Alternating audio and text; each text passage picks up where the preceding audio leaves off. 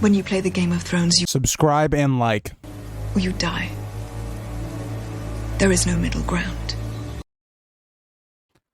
Alright, hello YouTube, welcome back to the Grease Comics YouTube channel. Today's video, we are going to be talking about how will the wall come down, or how will the White Walkers get across the wall to come south.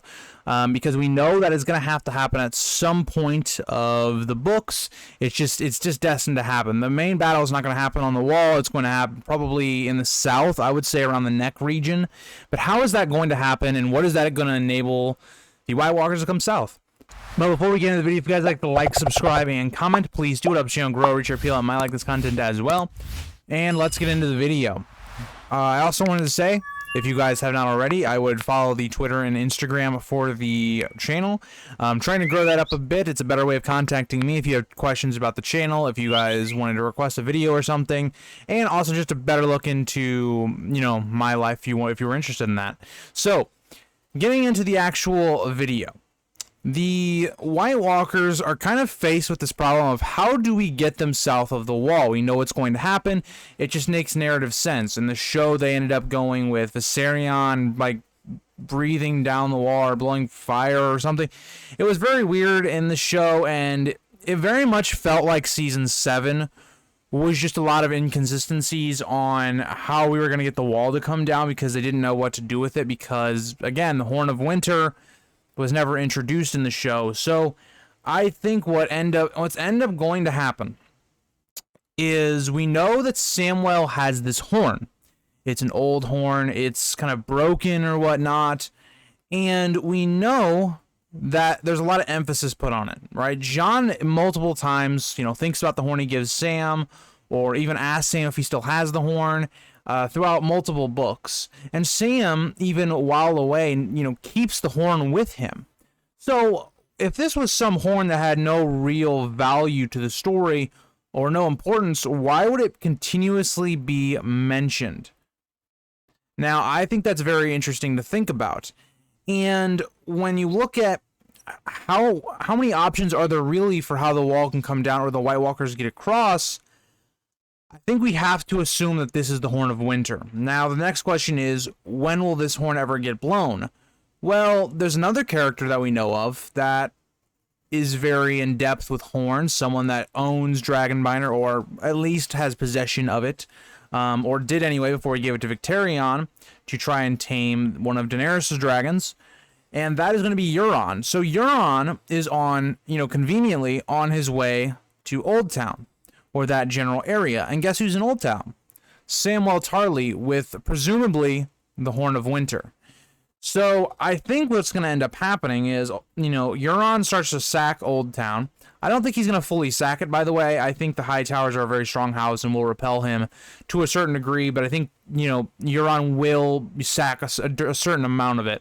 He will eventually maybe run into Samwell at some point, and I think he will recognize the importance of the horn. I think he will see it as more than what it is, or in face value of what it is, and I think he'll end up blowing it, causing the wall to come down.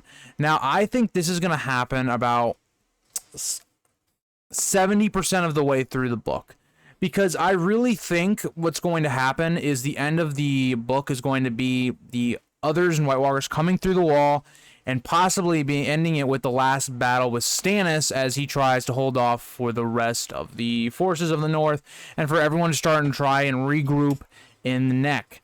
That, to me, would make a lot of sense. It would be a good area to end the book, and would set up A Dream of Spring pretty well.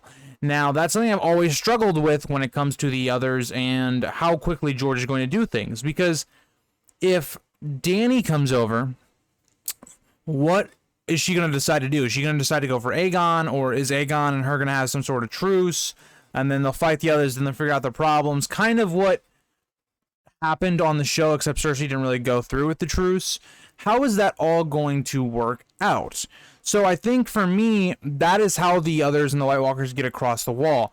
For me, it makes the most amount of sense that the Horn of Winter is kind of brought into play.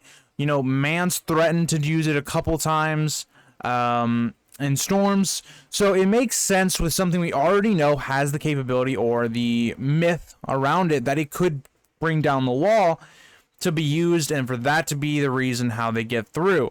Now maybe we also see something like what happened with Bran in the show, where, you know, one way or another, one of the White Walkers touches Bran, which allows them to get through the magic of the wall. That could also be possible. So we kind of see two things that end up resulting in the others being able to get through the wall.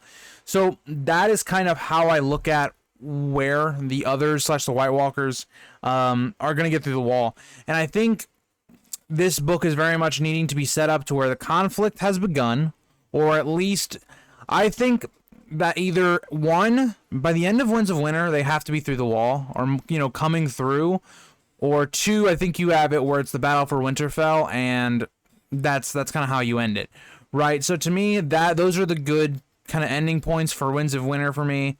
And that's kind of what I wanted to talk about in this video. Let me know what you guys think. Do you think there's another way the others are going to get through? Are they going to go around? What are they going to do? How are they going to get across the wall or through it? Because it has to happen. We know it has to happen. This is not going to be a fight where it's just everyone's at the wall looking down.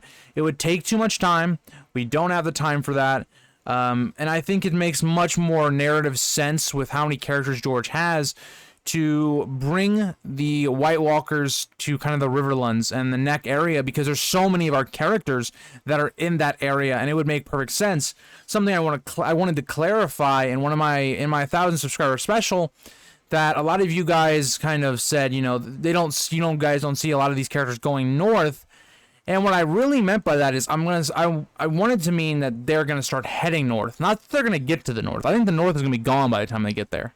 Now, I'm thinking they more or less start heading to the northern parts of the Riverlands, like, you know, going towards the Neck, and eventually they, you know, they see all these people that are coming and retreating from the north, and that's kind of how all of that goes. So thank you guys all for watching this video, and I'll see you guys in the next one. Bye, guys. If you think this has a happy ending, you haven't been paying attention.